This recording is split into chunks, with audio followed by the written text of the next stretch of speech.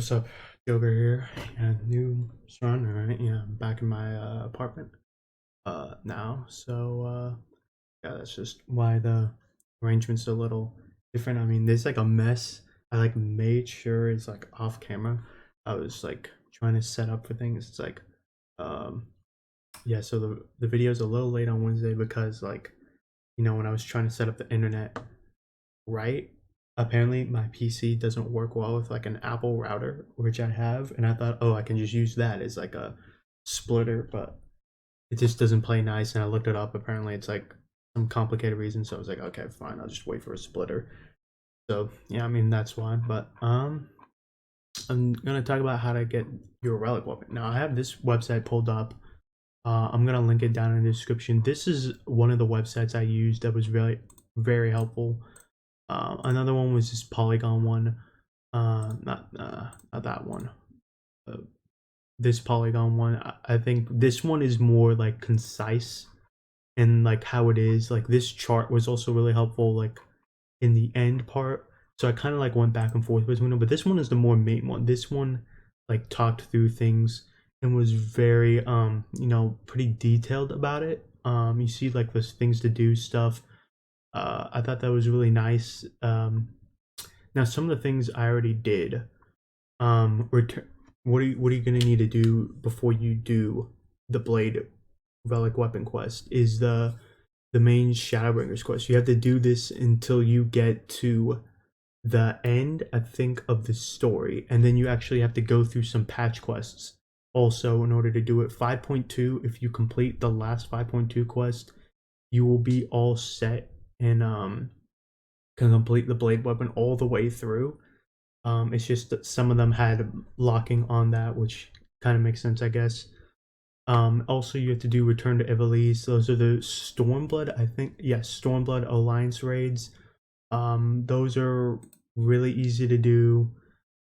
There's going to be a ton of people spamming it because later steps also have you getting materials from that, from those Alliance quests. I mean, raids. And also you have to do a story quest like Hail to the Queen.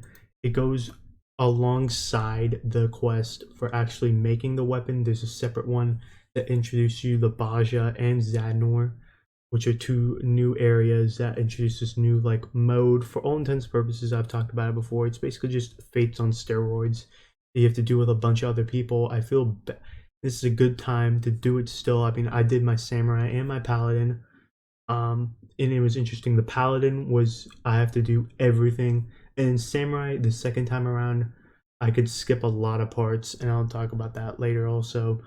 um but first, getting your relic weapon, it's basically this step right here is like, it even says that your first weapon is free. That's because when you're doing that save the queen quest, the also the blade actually making your relic weapon, it's free. So you don't have to worry about it. But when you want to get another one, you have to get Thanarin scale powders, and the 250 each for 1,000. It should be easy to farm out. Easy. You should probably already have it capped. Um, Also something I wanted to talk about: the quest to get to actually get your blade weapon is in Kugane. It's near the markets. It's a blue quest. It should be pretty easy to find. I think even this one has it. Yeah, it should be City of Los Angeles. That's actually the Alliance raid quest. Hail to the Queen. These are the Baja quests you're gonna have to do in order to actually make your weapon. So that's you kind of see why I kind of like went back and forth between these websites. It's like some of them was like it's too. This one is really detailed and gets bogged down. But what I wanted to talk about, and I mean, these websites are already good enough, guys, is like what to do for like, and what's actually helpful to make this go faster. Because like the first one took me about 2 weeks.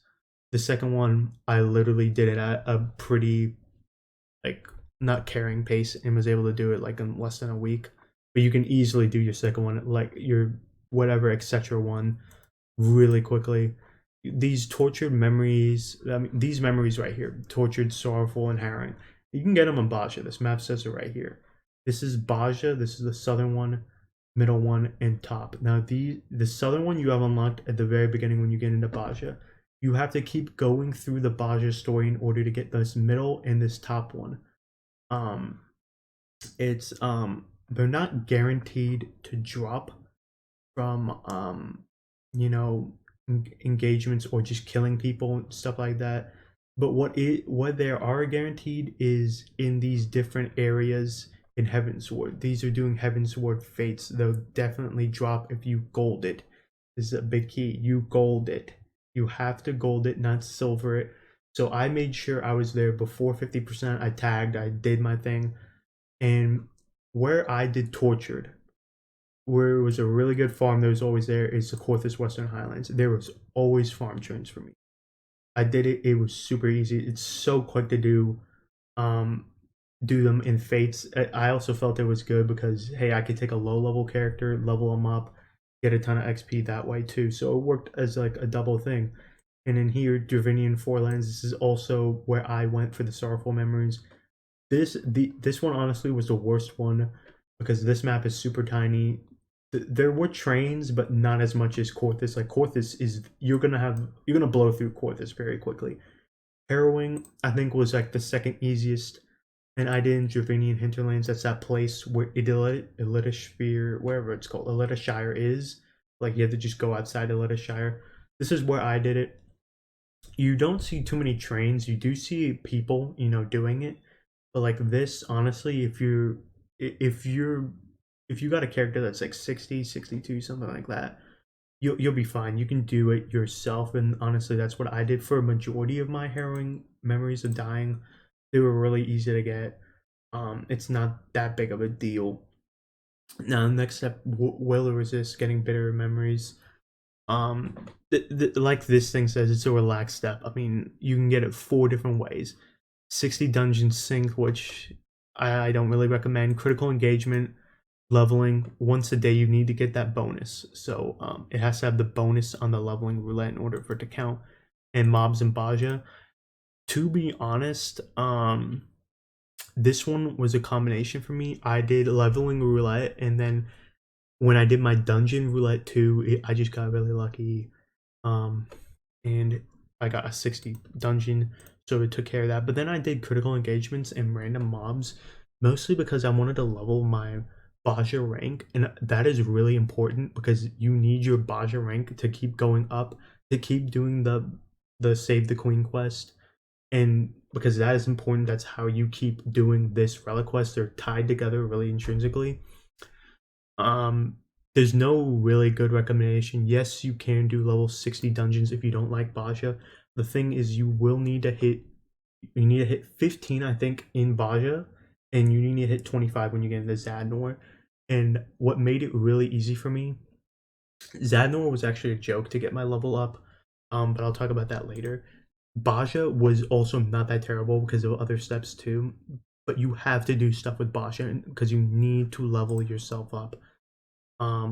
Like this one talks about the side quests you had to do before you can get these torture memories. Like I said, this one I use sometimes with this. And this one was talking about the will to resist, so it's just you immediately go into this one, so it's not that bad. Now, Law and Order, like I said, you have to hit rank 10 Baja. That's actually why I started using this guide, because this one actually was pointing out the fact that you have to hit Baja ranks. You have to complete Castor and Lacus Latori. This one is kind of a pain in the ass. You can keep running out of the instance. You don't have to leave the Baja like Gangos. You don't have to leave that island. You can just bounce out of your instance, come back in, and keep finding a castrum. You can ask people. They can be dicks about it. It's gonna happen. Usually if you get a fresh instance, it could be like an hour or so. So just do critical engagements. That actually lowers the timer down if you do critical engagements and you do skirmish. Well, skirmishes make a critical engagement pop, critical engagement. It's a whole little chain. It shouldn't honestly be that long. If you see castrum popped, do not wait, because it's not gonna pop until they're done with that. That's why I just kind of wait until I get a fresh instance, or if the instance isn't there that's tough, I just gotta like wait or something like that. And then you gotta complete these side quests. Most of these quests are, hey, I need to go scan something. Can you just go to this area, scan? Or hey, can you go over to this one area and then you just kill a mob? That's mostly what these missions usually are. They're not really a big pain in the ass to do. And then you see repeatable quest, get 15 loadsome memories. This is where a lot of people you see Crystal Tower, Final Boss and Castrum, and critical engagements. This one, to be honest, I did Castrum because I'm pretty sure on this one it is 15. So I think you get 3. Um, Yeah, no, it actually says it right here. You get 5, so that's why I did Castrum. It's just a lot easier to do it. You can do critical engagements. It's not bad. Please don't do Crystal Tower. That's just a gigantic waste of time. You see how Castrum is. Castrum is about 30-40 minutes. Just depends on the party. Crystal Tower, I mean, it's like 20 minutes, right? Something like that. And you get 1 versus 5. So obviously, doing Castrum is the way better option. Critical engagements, like I said, if you want to do that and you want to level yourself up, go ahead and do that. This one, I think this step was kind of a pain a little bit. I mean, it used to be actually worse. On this one, where it's like you got to complete a quest and then you got to get these memories. This actually did used to be worse. It used for me right now when I did it, it was 20% drop when you do fates in Garabanya and what is it, the Far East. When you do those, it's 20% now, about something like that. Again, you have to have gold, not silver on it. It used to be like way lower. I think I read somewhere it used to be 5%, and that's why people were spamming Return to Evelise, which is not bad. What it doesn't tell you here is Return to Evelise. These raids, they give you 3 instead of 1, so it's just up to you whether you want to, spam baits, or if you want to spam alliance raids. The queue is not that long if you do tank or DPS. I think honestly DPS might be even lower. The good thing is you don't have to do this 36 memories again. This is probably, I think this is the only memory one you skip actually. This loadsome memory, you don't skip. You have to keep repeating it. And just like this next step, time sworn artifacts, you keep repeating it. That's why it says accept repeatable quest. These drop in Palace of the Dead and Delubrium Regine. Palace of the Dead is god awful for this. Do not do Palace of the Dead. You get 3 time sworn artifacts from Delubrium Regine, and you get a ton of metal. This really helped me rank up really quick too. This step, I did it 5 times. You should have a good level to where you're over 15, maybe. I think I was 17 when I got into Zadnor. And this next step takes you into the Zadnor. So you have to do Futures Rewritten again. That's 5.2. That is actually the last 5.2 one. So it was added in 5.5, but this step was added in 5.55. But you don't need to do 5.55. I mean, you can do the story. That's fine. Yeah, maybe if your Castrum luck is terrible, you can do it. Like Delubrium Renege, you don't. This is not RNG. You literally talk to some guy and he will put you into a queue. So thankfully that one doesn't take that long. It's just about spamming it, and it's kind of annoying. They do Delubrium Renege, but at least that's a thing. You have to complete a side quest again. That's part of the Save the Queen. This is from Geralt, and this is really a big pain in the ass. Pick up all 3 of these: spare parts, tell me a story, and fond memory. Pick up all 3 because you're gonna have to be doing it. 30 of axles, springs, books. It's in total 180 items. This chart was really helpful on how you get them. Yes, you can do raids. Yes, you can do skirmishes. Yes, you can do critical engagements. This step basically guarantees if you do all of it in Zadnor, or most of it in Zadnor actually, if you do this most of it in Zadnor, you will get to 25, and you need to get to 25 because you have to do Dalariata as part of the quest line in order to complete this thing, because this raw emotions you can get from Dalariata. Now, like I just said, you can get it, but you actually do have to do Dalariata, so you actually do have to get your level to 25. These blue raw motions, this is also a repeatable quest. You have to do Delirium Regine gives you, I think, Delubrium gives you 2, Heaven on High gives you 1, 70 Dungeons give you 1, and Dalriada gives you 3. So yeah, and it's right here. See, this is kind of why I didn't like this one, because it was like it's so white and like I just lose track of it. Um, this is cluster farming. This is something you can do. Hey, for a mount, you can do cluster farming. That's what I kind of liked about this one. This one was, like I said, super detailed and like something you like. Like here's the, this is the map for the different parts. So southern, western, and northern. And yes, again, just like Baja, you have to go through the story in order to unlock these different zones. I mean, not the story. You have to rank up in order to keep on doing this, which is technically part of the story because it's like a mission where you just talk to a dude and he's like, okay, you can come through the door now. Like this thing says, critical engagements give you 2, and it's 2 of not both.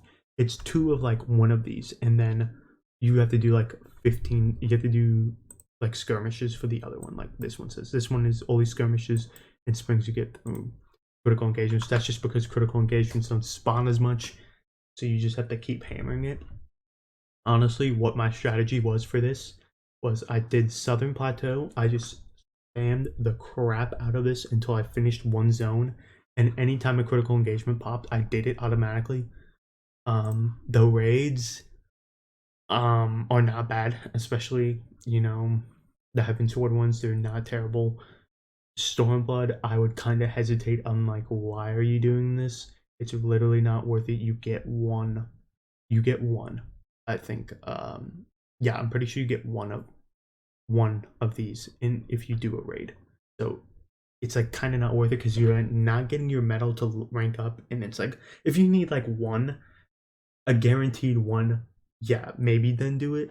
Honestly, these bleak memories, I did do the Shadowbringers raid, and I got some of these bleak memories, but that's just because I ran through Shadowbringers raid for the first time. That's why I did that. And I did it again because it was actually quick. So this is like the one raid where it's like, yes, you can do it because you get, if you run through the entire raid, I think it's you get 6 of both. That is not terrible, to be honest. They're pretty quick, and there are also some that people just spam over and over again too.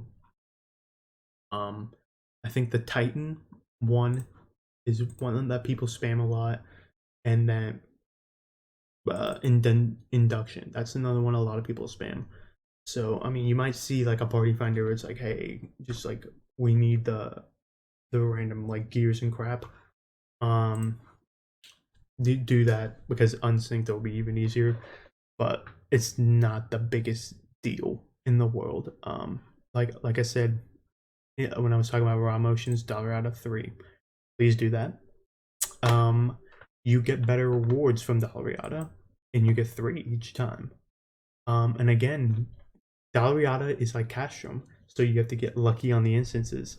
So if you don't think you're gonna get lucky on instances, hey, do Delubrium Regine. But again, Delubrium Regine takes longer than Dalriada, so that's a trade-off. And there's also you get 3 from Dalriada instead of 2. You can hope that you get a level 70 dungeon in your roulette that will clear out 1. Heaven on High is terrible. Again, it's a chance at 1 every 10 floors. That is brutal. It's the same thing with Palace of the Dead for the earlier one. It is brutal, and the chance is super low on the low floors. So, yeah, I mean, just don't really worry about it. Like, to be honest, do not do Heaven on High or Palace of the Dead. This chart was super helpful. This thing is a real good information telling you, okay, where do I need to go? What do I need? What's repeatable? Stuff like that. You see here, like when I was doing my second one, all I had to do was get the scale powder. All I had to do was get these memories. Honestly, it doesn't take that long. It takes maybe 2 hours, maybe. Will to resist. This one again, not terrible. Just do what you can on it, and just bide your time because there's really not too much of a fast thing. This honestly is kind of draining. But this one, again, not bad. Just do Castrum 3 times and you're fine. And then this one is another story mission. You will never have to do any of these blue plus ones. These blue plus with the little, recycle thing. That's something you're gonna have to do every single time. It takes out all the garbage, like most of the garbage. Like this one, you never have to do. You just need to do it one time and then you're done. And then this is just kind of like a victory lap, and you're done. I'm gonna link these two down. It's just whether you prefer, kind of like a chart. This is really a concise way. This also has paragraphs with a lot of detail, and then this is just a pretty straightforward, way of finding. I'm honestly surprised Polygon put out such a good guide, because most of the stuff Polygon does is complete garbage, if I'm honest. But yeah, this site, I mean, supporter, I mean, I'm pretty sure this is like a small creator. I would rather support this one than, like a big website like Polygon. Um, but my hats off to whoever made this. This is like so good and so detailed. But yeah, like honestly, like I'm gonna do multiples of my blade relic weapon because it is just so easy to repeat. Like I just did my anima. I never wanted to do another anima. It's so bad, and most of them are not repeatable. I think you have to do all the steps again. It's so bad. Honestly, like there are some easy ones, but like the ones where it's just like that one where you needed a ton of mats just to put into that anima and make that little angel happy. It was so bad. I just never want to do it again.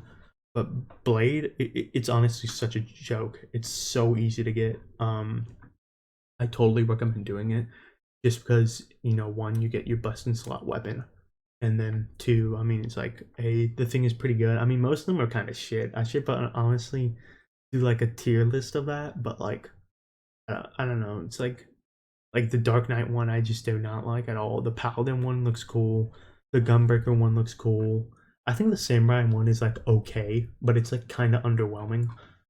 But yeah, that's it. I'll link these two it down if you want to like take it at your own pace and stuff like that. Yeah, it's just that's it. And getting a relic weapon's a pain in the ass, but there you go. And catch you guys in the next video. It's gone on for a long time. Please like and subscribe. It really helps me out. It's free too. Leave a comment if you guys need any help. I'll try to help out as best I can. But like I said, those two guides are really, really good. And yeah, peace and see you later. Bye.